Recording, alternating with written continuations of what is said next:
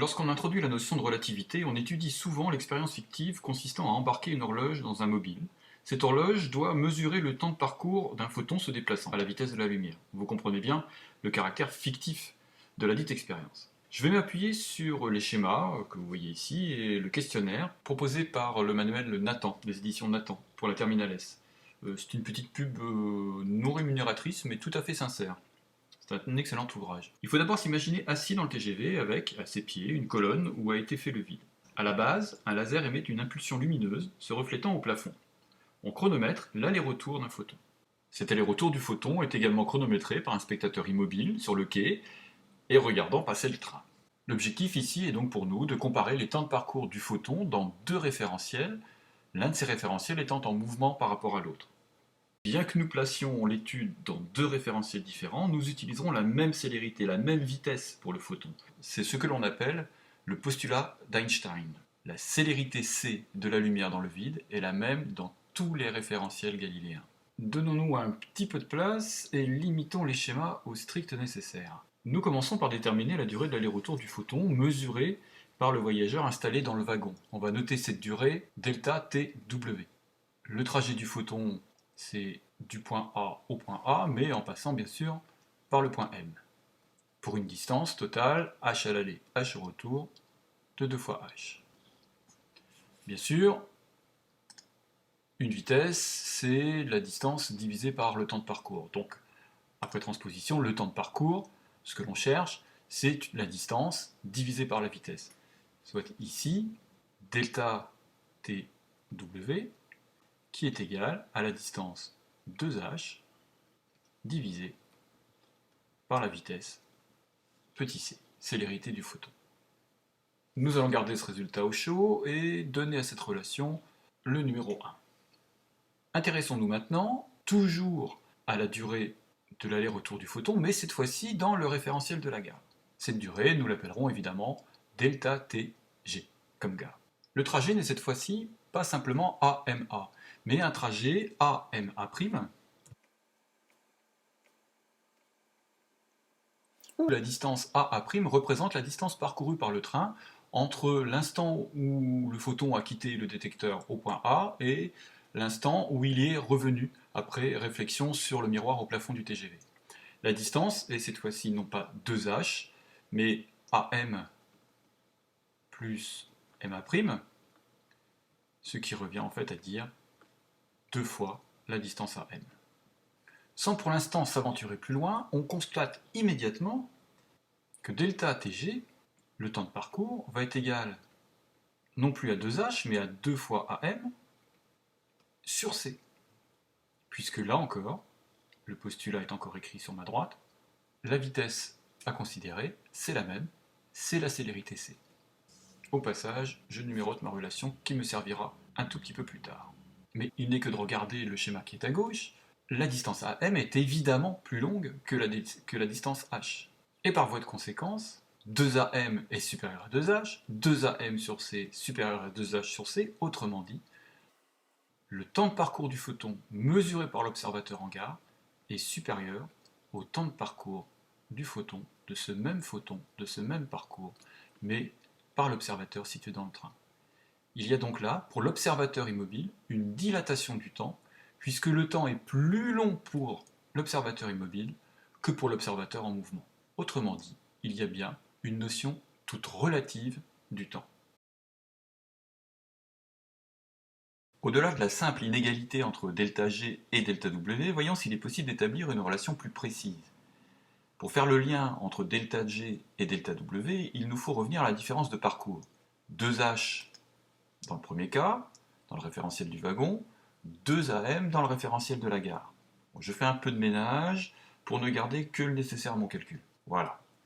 Pour mettre H et AM en relation, je vais utiliser le triangle là, qui est à gauche, et même plus précisément, je vais m'intéresser au triangle rectangle que voici. Voilà. Dans ce triangle, l'hypoténuse au carré, donc AM au carré, est égale à la somme des carrés des côtés opposés, à savoir AA' sur 2 carré, et pour le deuxième côté, bien en fait, c'est H au carré. je me rends compte qu'il sera finalement plus aisé de raisonner avec des am carrés et des h carrés que des am et des h. Je reviens donc à ma première relation, la numéro 1, et je la transpose. H, c'est c fois delta tw sur 2.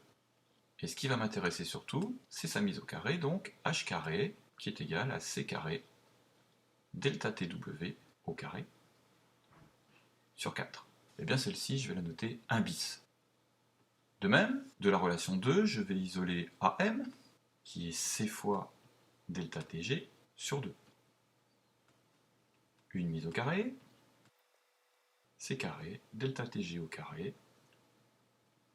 sur 4. Allons-y pour 2 bis. La relation issue de mon triangle rectangle, je la numérote 3. Si j'introduis 1 bis et 2 bis dans la relation numéro 3, je vais pouvoir remplacer AM carré et H carré. Mais qu'en est-il de AA' au carré?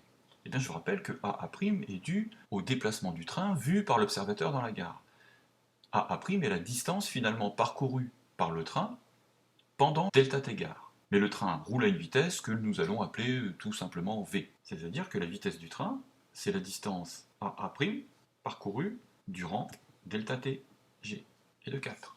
Une fois de plus, je transpose, AA', c'est V fois delta tg. Bien sûr que j'élève au carré.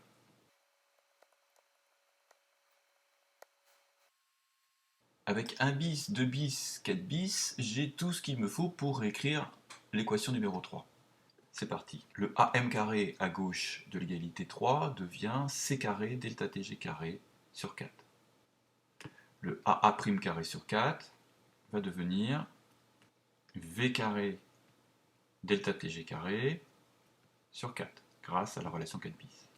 Et enfin, grâce à la relation 1 bis, je remplace le H carré par C carré delta tw au carré sur 4.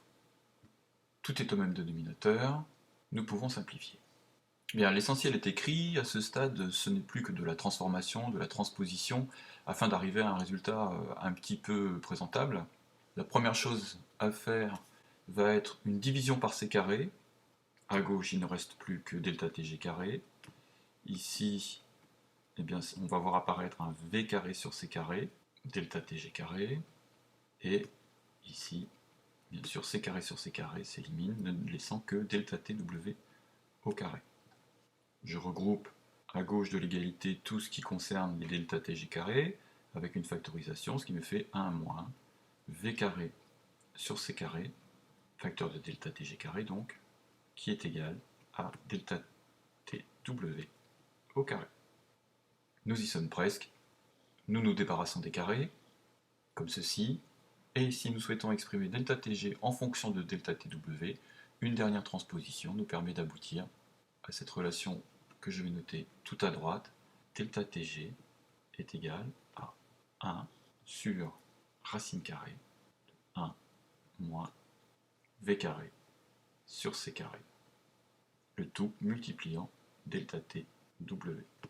Alors que conclure de cette relation? Il faut plutôt la généraliser. Plutôt que de parler de delta t gare, il faut plutôt parler d'un delta t lié à l'observateur, d'une manière générale. Un delta t observateur qui est lié par un facteur que je vais noter gamma à la mesure du temps dans le référentiel qui est ce qu'on appelle généralement le référentiel propre, c'est-à-dire le référentiel qui est lié à l'objet en mouvement.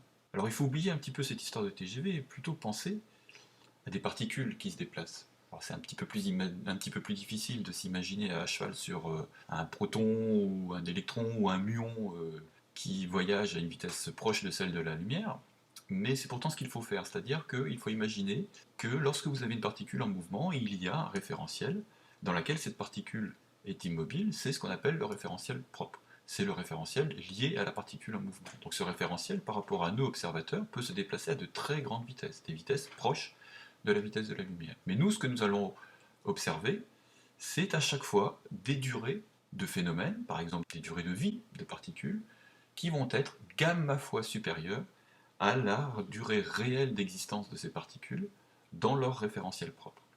Alors gamma, je vous rappelle, c'est le 1 sur racine carrée de 1 moins v carré sur c carré, où v va être non plus la vitesse d'un TGV, mais le plus souvent la vitesse d'une particule, proche, cette vitesse, de celle de la lumière, mais inférieure à cette vitesse de la lumière. Gamma est appelé au passage facteur de Lorentz. Et il faut revenir sur le postulat d'Einstein et le compléter.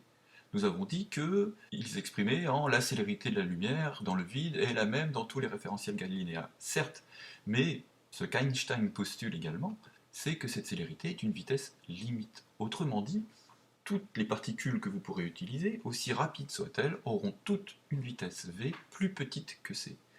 Ce qui veut dire que votre facteur gamma, si vous regardez attentivement la relation, eh bien votre facteur gamma, votre facteur de Lorentz, il est systématiquement supérieur à 1. Autrement dit, le temps pour un observateur est systématiquement supérieur à celui du phénomène réel. Voilà pourquoi on parle souvent de dilatation des temps.